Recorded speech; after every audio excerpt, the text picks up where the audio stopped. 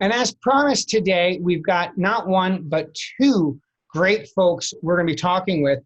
First, we're going to talk with Tricia Laham. She's a registered nurse, but importantly, she's the coordinator of school health services. And we're going to talk through exactly what it means to be on campus this fall and how the school system and everyone in it are going to help keep each other safe and healthy. And after that, in just a few minutes, we're going to get to the principal of the Remote Learning Academy, Meg, I'm going to get this right, Maccini. And Meg Maccini and I, we're going to talk about distance learning. So both of you, welcome. Tricia, if it's okay, we're going to start with you. And, the big first question, I think, is, can you share some of the procedures the school is using, the nurses are using, maybe in the classroom as well, that'll be out there to help keep our kids who are in the building, as well as our faculty and staff who are in the building? How are we going to keep them safe? Well, I think it's important to know that we are starting with the pillars of public health and our mitigation strategies, which are everyone will be wearing a mask. We will have social distancing, which is 6 feet apart from each other. We will have frequent hand washing.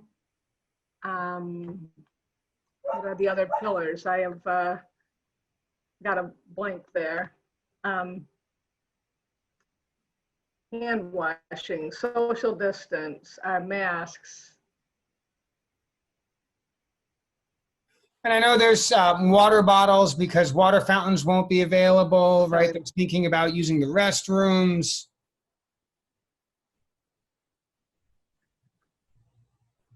So there's quite a bit. But actually, if it's okay, let's focus on the masks. In general, in public, we see lots of different masks. We see surgical masks, we see cloth masks, we see these sort of balaclavas and other things. We've seen the masks with that little gadget, that little vent. And we unfortunately see quite a few masks kind of hanging out around the chin or around the neck. What sort of masks are in the protocol for Brookline Public Schools and which ones are not? And what are the expectations around students and adults wearing those masks on campus? The expectation is that everyone will be wearing a mask unless there is a medical or behavioral contraindication to wearing a mask. So everybody will wear a mask. We are saving N95 masks just for healthcare providers. So the nurses will have a small supply of N95s. Others will be wearing, it might not be a surgical mask, but it's similar to a surgical mask, or other cloth masks that people will be bringing in from home. Parents and staff will supply their own masks, and we will have a backup supply if a mask gets soiled or forgotten or lost. The masks with the valves we are not allowing because particles can come through the mask and defeat the purpose of wearing the mask. So that is prohibited in our schools. The gaiters and some of those bandanas, other types of masks like that, we are discouraging. We haven't prohibited them. And there are a couple of reasons for that. One is that the droplets can come down. It's not the best, particularly with a bandana. It's not as good a protection. And those type of masks beg people to be manipulating them. So you're touching a dirty mask and then you're touching a surface. So it's not our best line of defense to use that type of mask. And when a kid forgets a mask or, it gets lost somehow, because kids can lose anything, they're just sent home for the day, right? Come back tomorrow? Sure, a kid forgets a mask, we have a backup mask for them. We have backup masks for staff as well. If a mask gets soiled, we have backup masks. If a student is having a hard time wearing a mask, we will work with that student. We expect that there'll be a fair amount of education that's required to help students wear a mask. It's one thing to be wearing them a little bit over the summer. It's probably a little bit different to be wearing it several hours during the school day. So we are going to have to provide education for students, have some patience with the expectation that it is a strict expectation. And finally, kids get sick all the time in lots of different ways. And sometimes it's a minor symptom and sometimes it's something significant. And sometimes kids just cough and sneeze and they're not sick. And so how are the teachers and the students and the nurses and others going to navigate when a kid demonstrates a small or a significant symptom of anything? What happens then? How do we make sure we're not overreacting, but also not underreacting? Well, if we're going to err, we will err on the side of overreacting. We will follow all the DESE and CDC guidelines. So we're going to start really with asking parents and staff to be our partners in this. Our success is completely dependent on everyone taking seriously the idea that you stay home when you're sick. That was one of those other fundamentals that I couldn't think of a few minutes ago. Staying home when you're sick is a key thing. So we are asking parents and staff to sign an attestation form that you will check for a fever or any symptoms before you head out each day. You'll have to sign it only once, but we ask you to do the review every day to be sure that if you have symptoms, you're staying home. In the past, parents might have sent kids to school who weren't at their best, and this is a different year. Those same rules cannot apply, so we need full partnership with that. So that's our basis. Then you come to school. If you have symptoms, the teacher will call the nurse will do an assessment. We have a medical waiting room at school if it's a student that we think fits COVID symptom criteria, and the student will wait there till we reach out to the parent. We want parents to come quickly to get their student, and then we will follow lots of pretty detailed criteria for what the next steps are.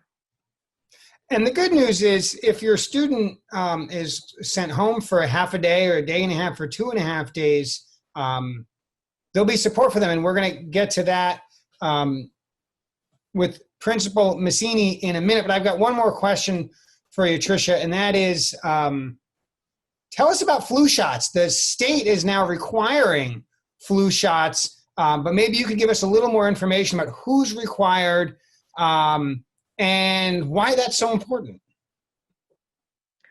Well, it's new this year. It's always been recommended. It is newly required this year that all students in public schools will have the flu shot by December 31st. So there's time to get it. Brookline will, the public health department is offering 3 flu clinics, which will be an additional place for families to get flu shot if they're not getting it from their healthcare provider. And it's really important because we know that COVID-19 mimics the flu, it mimics most other things. So if people get a flu shot, we have fewer people having the flu and less confusion about what you might be sick with. It'll be much to our advantage in keeping more people in school longer. Tricia, thank you for joining me today and giving us some information and I think some reassurance about what public school in person is going to be like from a health perspective. I'm sure it's always evolving and new work is being done, but thank you so much for all of your efforts. And now, if it's all right, we're going to pivot to Principal Maccini, who is the principal of the Remote Learning Academy. Meg, thank you for joining us, and we're delighted you're here. Can you tell us about this Remote Learning Academy? Who can come? Who is it for? Who's showing up every day? So thanks, Tommy, for having us on. The Remote Learning Academy is our fully remote option for parents and students who have opted to stay home for an extended period of time during the school year. And it's for, this particular Remote Learning Academy is for K-8 students. So parents were asked about a month ago by the district in a survey to indicate what their choice might be. And we're still getting family input. So if families want to be in the Remote Learning Academy, they can still email us and indicate that. And the families who have emailed or have indicated this choice either have the child has a personal medical concern, or a family member might have a personal medical concern, or the parents are concerned about having the child eventually come back when we're in hybrid model for grades 1 through 8. So we've had parents join us that way and students join us that way. So that Remote Learning Academy is set up to offer the same kind of high quality K-8 experience that Brookline parents have come to enjoy and expect at our 8 K-8 schools. So we are going to be providing in a fully remote way wonderful classes led by PSB teachers from the full array of the 8 schools. So we'll be seeing some familiar faces with Remote Learning Academy, and they will be offering the same curriculum that is offered at our K-8 schools and same learning expectations. We'll have specials, we'll have EL services, special education services, intervention services, basically almost everything that is offered at regular in-person school, except it will be offered remotely. I do want to say that this is a massive and unprecedented time for us in the Office of Teaching and Learning, never mind in Brookline. And this is our first fully remote learning academy. We're getting it up and running in a month. Which is, and I have to just say that our teachers and staff members are awesome. They've been preparing hard all summer for this because we're returning basically remote in our grades 1 through 8. So I want to reassure parents that this is going to be as difficult a decision as it was to make to have your children stay home for the foreseeable future. They will be getting a high quality, responsive, warm, and welcoming education in this remote learning academy. Thank you for that. Now, for the viewers who haven't been as paying attention as closely to what's going to happen starting next week when school starts, BEEP, the early ed, kindergarteners, and some of the most vulnerable students will be welcome to attend in person, but they can choose to do the Remote Learning Academy instead, and students grade 2 through 8 will all begin, with the exception of those most vulnerable, in the Remote Learning Academy. And then as the school gets cleared more and more classrooms to be adequately safe to comply with the standards, then more and more students will be invited in. And so this will be sort of an ongoing process, and families are going to need to be flexible. And that's just sort of the reality. Now, Tommy, could I just butt in for just one moment, just to clarify something? So we have 2 options. So we have Remote Plus, and that means that grades 1 through 8, as we start rolling into hybrid, will be coming in a hybrid model. Remote Academy is totally separate. So the Remote Academy is fully remote, and students will stay remote as long as their parents wish them to. So they're actually, it's essentially a 9th school that is a combination of all the other 8 schools. And I think that's important to mention because parents may not want their children to come in when we go remote. When we go hybrid, excuse me. So I just wanted to clarify that. So there's the Remote Plus option, which is our hybrid model. And then there's the Remote Learning Academy, which is going to be offered on a term-to-term basis where parents can opt in and opt out as they feel comfortable, but as a fully remote learning academy. thank you for that clarification. That's, I clearly didn't quite get that until now. So thank you. And I actually want to follow up on that. When a student who is attending class, at least sometimes in person, gets sick for a day or two, right? Doesn't have to be COVID, just has the sniffles, isn't coming in.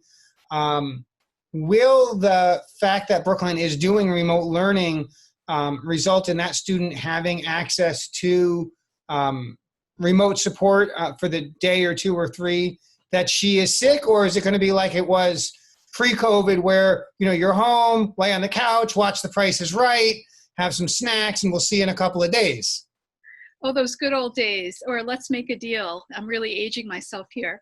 But what I would say is that we're planning for those eventualities. So if a student is staying in their home school, then obviously with hybrid, they're still going to be remote part of the time and in school part of the time.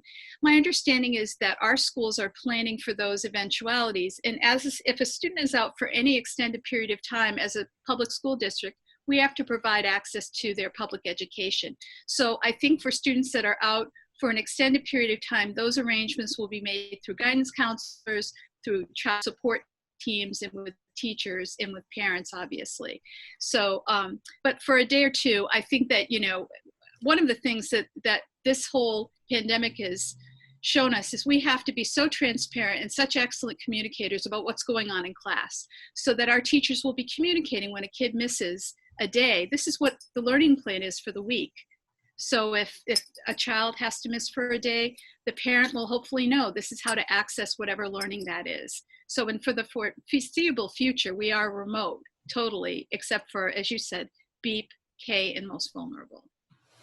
Thank you. Now, this next question is a bit of a tough one, but it is our reality, right? So when the schools were closed, we had students, we had parents, we had teachers who had no expectation of instantly switching to remote learning and were forced to do so with no training, no preparation, no experience with technology, no lesson plans, right? This was really hard.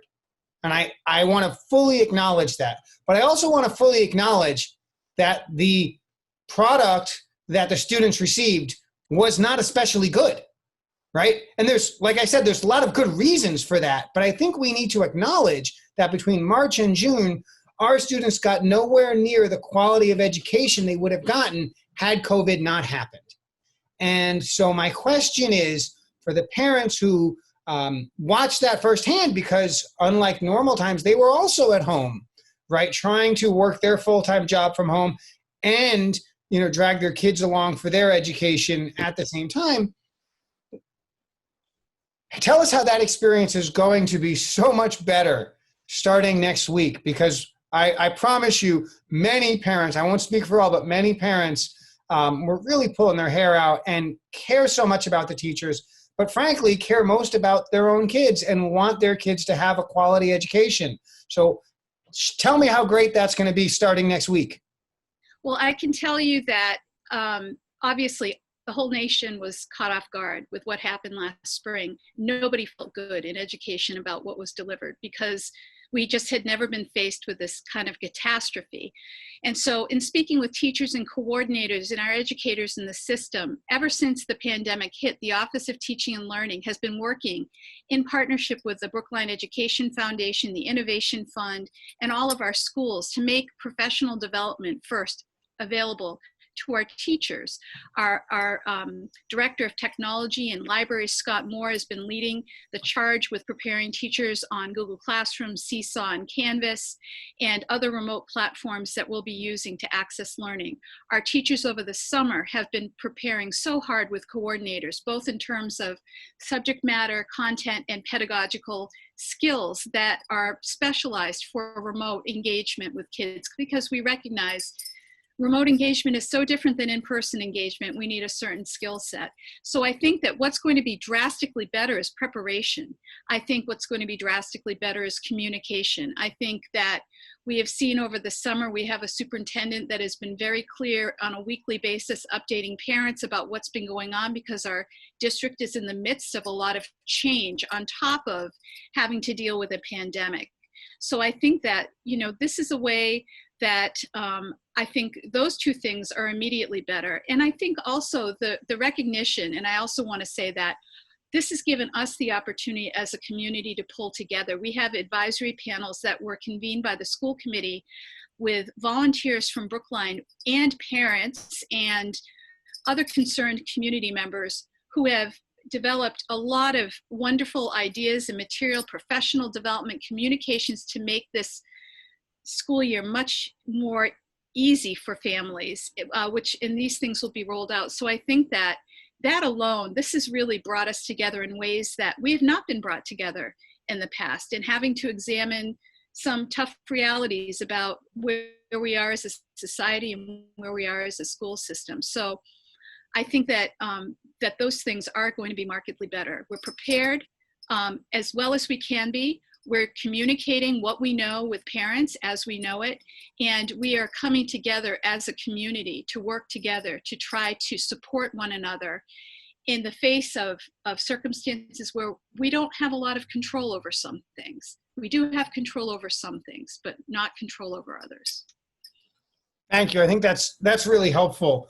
What can the parents and others in the family do to be prepared for next week, right? So we already lost 10 days of learning time in this academic year. We've gone from 180 to 170 to help make sure that we could reopen in a way that made sense. What can be done on the household side to make sure that our kids are just getting the most they can out of their experience, whether it is in the remote learning academy or in a hybrid model?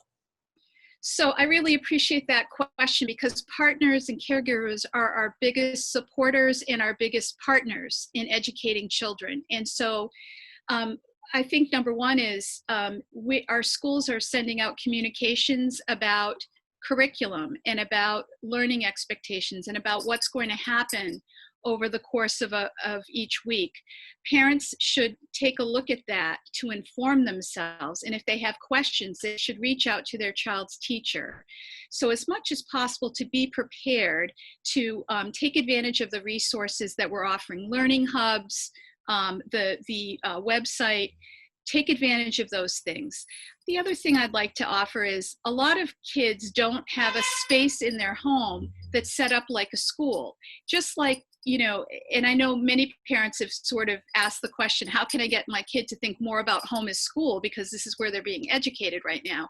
Set up a spot that is quiet to the extent it can be quiet and organized. Help your child stay organized. Have the materials available for them and have them prepared so that the child can take advantage of that and be organized. And the third thing, and I've really thought hard about this, is health and wellness is so important during this time. And in school, we normally have breaks where we schedule a brain break or a movement break. I know our teachers will be communicating these breaks, and that will come with sometimes offline time where we're going to take a 15-minute break. Let's get away from the screen. I would really encourage parents to have to take advantage of whatever activities that teachers send home to have a brain break. We know from research that movement has a great impact on learning. Tumbling, Eric Jensen had years ago, tumbling helps with reading. It energizes our bodies in different ways. So to the extent we work with our health and wellness teachers, our physical education teachers, and our wonderful classroom teachers and everyone else, take advantage of those brain breaks. Working 6 hours in front of a computer is exhausting for anybody. Meg, thank you so much. And Tricia, I want to thank you as well. We're just about out of time. We're just about out of summer. We got a week left, so let's enjoy it. And make sure you've got November 3rd on your calendar. That's a Tuesday. That's Election Day. It's a big one. You got to make sure you're voting in person or early. Thanks so much for watching Brookline Interactive Group, and we'll see you next time.